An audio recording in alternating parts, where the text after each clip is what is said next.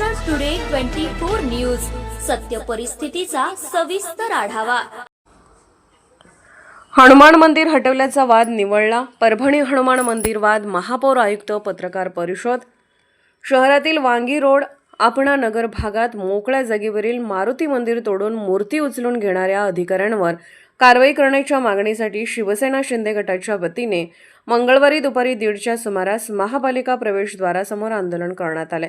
मात्र यानंतर संतप्त शिवसैनिकांनी मनपाच्या कार्यालयात प्रवेश करीत काही केबिनच्या काचा, साहित्याची तोडफोड केली। यामुळे मनपा परिसरात तणाव निर्माण झाला होता। या प्रकरणाला एक वेगळे वळण देण्याचा प्रयत्न करण्यात आला होता। शहरात कायदा व सुव्यवस्थेचा प्रश्न निर्माण झाला होता। अशात जिल्हा पोलीस प्रशासन आणि मनपा प्रशासनाच्या समन्वयाने हा वाद निवळला आहे असे दिसून येत आहे। परभणी शहरातील परभणीतील हनुमान मंदिर वादाप्रकरणी महापौर आणि महापालिका आयुक्तांनी संयुक्त पत्रकार परिषद घेऊन आपली भूमिका स्पष्ट केली आहे।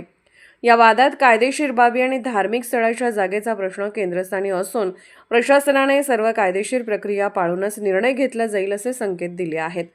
या प्रकरणी दोन्ही बाजूंनी आरोप प्रत्यारोप सुरू आहेत। यामध्ये प्रशासनाची भूमिका काय आहे यावर महापालिका आयुक्त आणि महापौर यांनी मंदिराच्या वादग्रस्त जमिनीचे कायदेशीर रेकॉर्ड तपासण्याचे आश्वासन दिले आहे। या विषयावर शांतता राखण्याचे आवाहन प्रशासनाने केले असून कोणत्याही अफवांवर विश्वास न ठेवण्याचे आवाहन केले आहे। वाद, हनुमान मंदिराचा वाद हा भूखंडाच्या मालकी हक्कावरून आणि अतिक्रमणावरून निर्माण झाला आहे। या प्रकरणी महापालिका आयुक्त, महापौर, उपमहापौर यांनी आपापली प्रतिक्रिया दिली आहे। असं का वाटलं नाही की आपण जे लोकप्रतिनिधी आहेत त्यांच्या कानावर पूर्वकल्पना टाकून मग ही कारवाई करायला पाहिजे? कारण शहराचं वातावरण चिघळलेली परिस्थिती निर्माण झाली असती तर ही प्रशासकीय स्वरूपाची कारवाई होती, त्यामुळे आपण त्यांना त्याची कल्पना दिली नव्हती। तुम्ही कल्पना दिली नाही सर, पण जे दुसरे पक्षाचे लोक आहेत त्यांनी आरोप प्रत्यारोप केले, याचं राजकारण झालं। आता त्यांनी काय आरोप केले हा त्यांचा मुद्दा आहे, पण मी एवढं सांगू इच्छितो की प्रशासकीय स्वरूपाची कारवाई केली। तोडफोड में जो कितना नुकसान हुआ अपने महानगरपालिका को? काचा 2 फोडलेल्या आहेत, म्हणजे काचेच्या बॅगेवर नकडे, पण त्याचा गुन्हा आपण दाखल केला। किती लोकांवर गुन्हे दाखल झाले सर काल तोडफोड झाली? माझ्याकडे FIR ची कॉपी आलेली नाही आहे, पण मला वाटतं 10 ते 12 लोक। यापुढेही अतिक्रमण मोहीम महापालिकेची चालू आहे। अतिक्रमण काढणे हा महापालिकेच्या प्रशासकीय स्वरूपाचं कामकाज आहे, त्यामुळे अतिक्रमणही काढावीच लागतं, त्यामुळे तशी कारवाई निरंतर चालू राहणं ठेवायचं। आता ते 20 तारखेला जी बैठक ठेवली तर त्या 20 तारखेला बैठक नाही ठेवली, 20 तारखेला कारवाई आपण केलेली आहे। आणि माझं समस्त परभणीकरांना नम्र निवेदन असेल की कुठल्याही अफवावर विश्वास ठेवू नका, कुठल्याही चेतावणीवर विश्वास ठेवू नका आणि आपले सण आता जे आहेत शांततेत आणि आनंदात साजरे। स्पष्ट केलंय की ती कारवाई जी होती ती प्रशासकीय स्तरावरची होती आणि महापालिकेकडून नियमानं नेहमीप्रमाणे अतिक्रमण काढण्यात येतं। तरी ठराविक समाजाचा विरोध आहे, याला काय सांगाल तुम्ही? ते विरोधसाठी काय म्हणत नाही मी, ते पॉलिटिकल त्यांचा विषय केला त्यांनी, जेणे की हे प्रशासकीय कारवाई होती। आता कमिशनर साहेबांनी तुमच्या समोर सांगितलंय आणि हा विषयामध्ये आता मला काय बोलायची गरज राहिली नाही असं मला समजतं।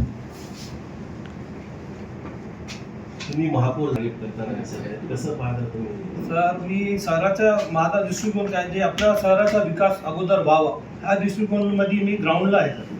प्रत्येक जेव्हापासून मी चार्ज घेतलेला आहे सारखं मी विकासासाठी लढत आहे शहरामध्ये। लोकांचा जे इश्यूज येत आहे त्यावर आम्ही सोल्युशन काढण्याचा प्रयत्न करीत आहे। डे बाय डे आम्ही ते ग्राउंडवर जाऊन त्यांची समस्या जाणून घेण्याचा प्रयत्न करीत आहे, जेणेकरून त्यांना जे मूलभूत सुविधा जे वंचित राहिलेले आतापर्यंत ते त्यांना कशी आपण द्यावी ह्याच्यावर आमचा जास्त भर आहे। आणि इकडे तिकडे आम्ही न पाहता आम्ही विकासाकडे काम करणार। महापौर झाल्यापासून तुम्ही महापालिकेच्या विविध विभागाला भेटी दिल्या, शाळा असतील, प्राथमिक आरोग्य केंद्र असतील, तुम्ही पाहणी केली, फार दुरावस्था होती। कसं चित्र आहे महापालिकेच्या वेगवेगळ्या विभागाचं आणि काम करत? सगळं आपला परभणीचे जे अगोदरचा काळ असं गेलेला आहे, काम जे करायचं होतं ते काम झालेलं नाही। त्या अनुषंगाने आम्हाला ते पाठीमागे जायचं नाही सर। आता प्रेझेंट आपण कसं चांगलं करू शकता याच्यावर आमचं लक्ष आहे। आता नेमकं काय प्रमुख तुम्हाला वाटतं की काम करण्यासाठी सध्या? स्वच्छतेचा विषय आहे सर। आपल्या परभणीमध्ये धुळाचं प्रमाण जास्त आहे आणि जे मूलभूत सुविधामध्ये पाणी ते आपल्यापाशी डेली येत नाही। जेणेकरून आम्ही त्यांचा ठराव घेऊन आमचे जे पाणी पुरवठा आहे त्यांना कॉन्फिडन्समध्ये घेऊन आपण कसा पाणी ॲक्टिव्ह डेली देऊ शकतात त्या अनुषंगाने आम्ही बोलत आहे. अभी फिलहाल में आपने कहा कि ये जो इतना बड़ा सेंसिटिव मामला था प्रशासन की तरफ था, आपको कुछ मालूम नहीं, लेकिन आज आप जो तो महापौर दोनों बैठे हुए, आपने ये पूरे अधिकारियों को बुलाकर आपके पास अभी ऐसे इशू लिए क्या कोई कि भाई आप आगे आने वाले दिनों में? नहीं, अभी हम लोग ने अभी टाइम ही हुआ नहीं, कल ही इंसिडेंट हुआ और महापालिका में आज भी वो लोग मोर्चा लेकर आए थे, तो हमने सुना भाई उनकी भी पहले बात सुन लेते उनकी जो क्या डिमांड है, उसके बाद हम जो भी एक्शन लेना है हमारे तरफ से लीगली एक्शन हम लेंगे और उसके लिए कोई डिले नहीं होगा. जागा कोणालाच अलॉटमेंट नव्हती, अतिक्रमण होतं, तरी देखील मोर्चा काढण्यात आला. ते कसं पाहता तुम्ही ह्याच्याकडे? ते पर्सनल इंटेन्शन होतं त्यांचं काहीतरी ते स्वतःच्या बेनिफिटसाठी ते लढत आहे आणि आम्ही त्याच्याकडे लक्ष घालत नाही. आमचं लक्ष एकच म्हणतो, विकासाकडे आमचं लक्ष राहील आणि विकास आम्ही नक्कीच करून दाखवणार. महापौर साहेब.